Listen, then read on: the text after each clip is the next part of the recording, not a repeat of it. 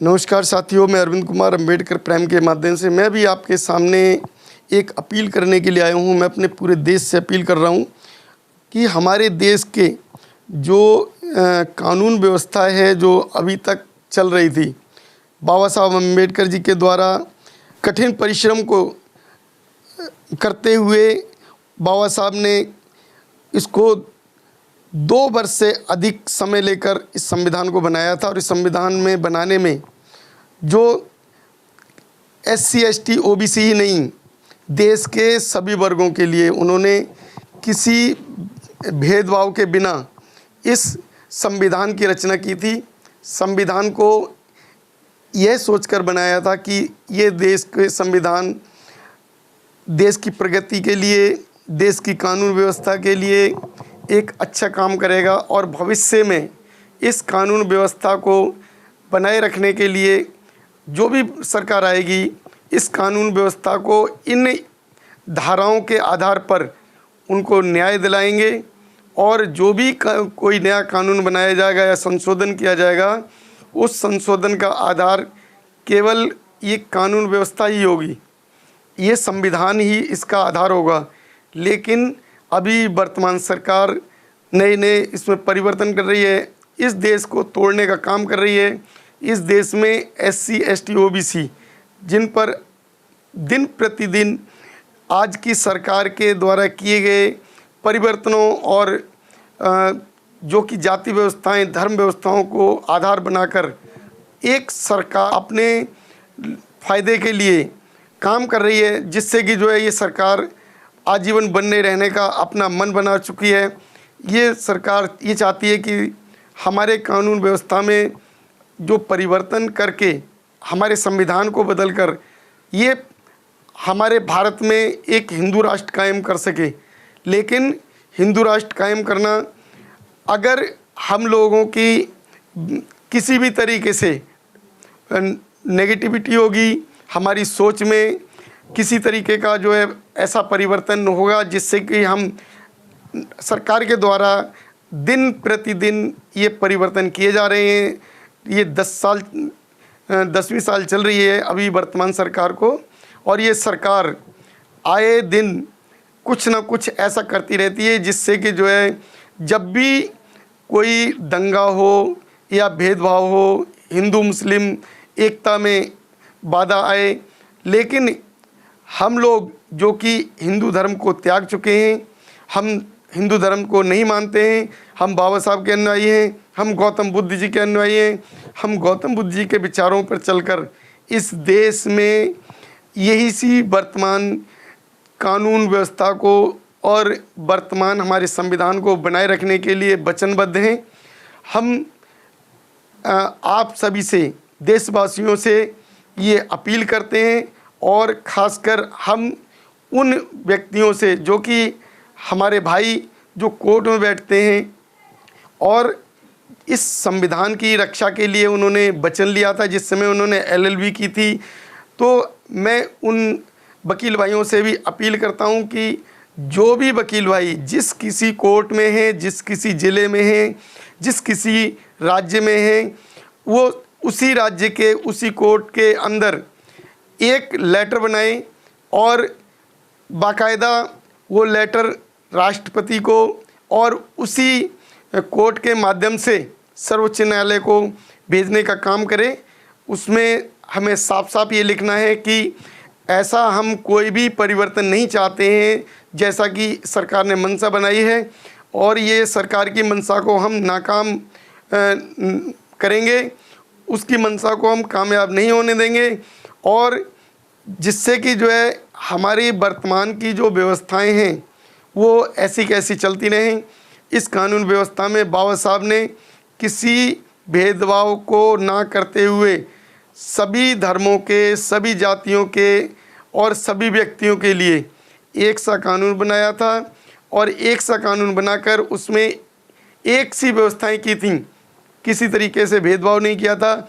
लेकिन आज के समय जो सरकार है, ये सरकार नहीं चाहती है कि हम लोग एकजुट होकर रहें और एकजुट होकर इस शासन व्यवस्था को ऐसे ही ठीक से चलते रहने दें। और अगर हम लोग अभी भी जागरूक नहीं हुए तो हमारे भविष्य, हमारे बच्चों का भविष्य, हमारे देश का भविष्य बहुत ही ऐसी स्थिति में आ जाएगा जिस व्यवस्था को हम नहीं चाहते हैं वो व्यवस्था वर्तमान सरकार लागू कर देगी। मैं आप सभी से रिक्वेस्ट करता हूं कि सभी जो भी शिक्षित व्यक्ति है एक एक अपना लेटर लिख के सुप्रीम कोर्ट को और राष्ट्रपति महोदय को भेजने का कष्ट करें, जिससे कि जो है अधिक से अधिक लेटर जाएंगे सुप्रीम कोर्ट में और हमारे राष्ट्रपति महोदय को, तो ये कानून व्यवस्था परिवर्तित नहीं हो पाएगी, ये सरकार की मंशा नाकाम हो जाएगी। कि मेरे प्यारे देशवासियों, मेरे SC ST OBC भाइयों, हम सभी उस वर्ण व्यवस्था में जीवित, जो वर्ण व्यवस्था ब्राह्मणी व्यवस्था के द्वारा बनाई गई थी, ये ब्राह्मणी व्यवस्था जो कि हमें अब तक बांटती आई है और हमारा शोषण करती आई है। इस ब्राह्मणी व्यवस्था में 4 वर्ग इन्होंने बनाए थे, ब्राह्मण, क्षत्रिय, वैश्य और शूद्र। ब्राह्मण में आप लोगों को पता ही है ब्राह्मण ही आता है। क्षत्रिय व्यवस्था में ठाकुर अपने आप को जो है वो मानते हैं। इसके बाद तीसरी व्यवस्था आती है वैश्य। वैश्य में बनिया जो कि एक रोज़गार वाला व्यक्ति है। तो ये तीनों व्यक्ति ऐसे व्यक्ति हैं जो पूरी तरीके से फ़ायदा लेते आए हैं अब तक देश में। और चौथा वर्ग आ जाता है शूद्र। शूद्र वर्ग में SC ST OBC, यानी कि चाहे कोई चमार है, चाहे कोई धोबी है, चाहे कोई भंगी है या धानुक है, या कोई जाट है, गुजर है, या कोई भी ऐसा व्यक्ति जो कि इन ऊपर वाली 3 व्यवस्थाओं में नहीं आता है, तो वो सारे व्यक्ति शूद्र व्यवस्था में आते हैं, जो कि एक ब्राह्मणी व्यवस्था थी। तो इस व्यवस्था को अगर हम कैलकुलेट करें तो ये टोटल जो व्यवस्था है करीब 87% लोग इकट्ठे हो जाते हैं इसमें। लेकिन 87% लोगों को अब तक जो है इस व्यवस्था में कुल 27% का जो आरक्षण मिलता आया है। इस 27% आरक्षण को हम लोग 87% लोग इसके लिए लड़ते आए हैं, लेकिन ये उल्टा है। हमें 87% आरक्षण चाहिए, हमें 87% हमें 87% चाहिए, और 13% जो कि ठाकुर, पंडित और बनिया हैं उन्हें 13% ही आरक्षण देना है। तो इसके लिए हमें सभी को एकजुट होने की ज़रूरत है।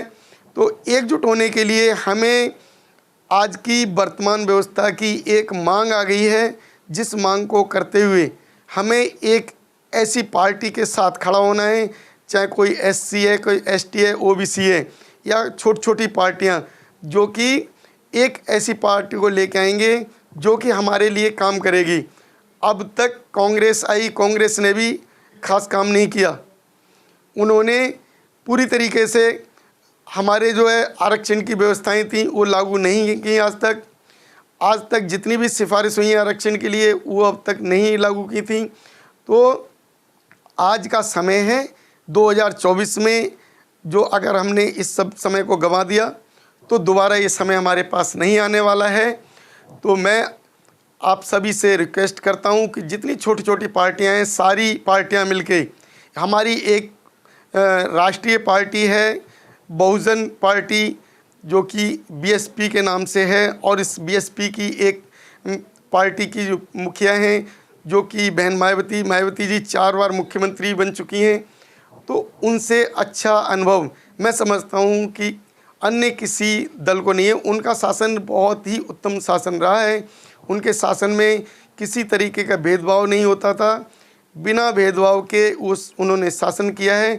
तो मैं आप सभी से ये रिक्वेस्ट करता हूँ कि सभी लोग मिलकर बहुजन पार्टी को जिताने का काम करें, और सभी भेदभाव अलग करते हुए, क्योंकि हम लोग अछूत व्यवस्था में रखे गए हैं, यानी कि चौथे वर्ग में रखे गए थे। तो जितने चौथे वर्ग के लोग हैं 87% SC ST OBC, यानी कि जाट, गुजर और चूड़े चमार, जो भी जातियों में बांटा गया था, आज हम सब लोग जाति व्यवस्थाओं से निकल कर बाहर आए हैं। बाबा साहब ने ब्राह्मणी व्यवस्था को ख़त्म करके उन्होंने हमें सम्मान से जीवन जीने के लिए हमें SC ST OBC का नाम दिया था। तो हम SC ST OBC इसी समाज यानी कि ब्राह्मणी व्यवस्था के सताए हुए लोग हैं। तो हमें एकजुट होकर इस ब्राह्मणी व्यवस्था का विरोध करते हुए, वर्तमान सरकार का विरोध करते हुए एकजुट होकर 2024 में जो इलेक्शन होंगे उसमें पूर्ण बहुमत से BSP को जिताने का काम करेंगे। मेरी आपसे यही अपील है। तो इसी के साथ मैं आप लोगों से विदा लेता हूँ। जय भीम, नमो बुद्धाय, नमस्कार।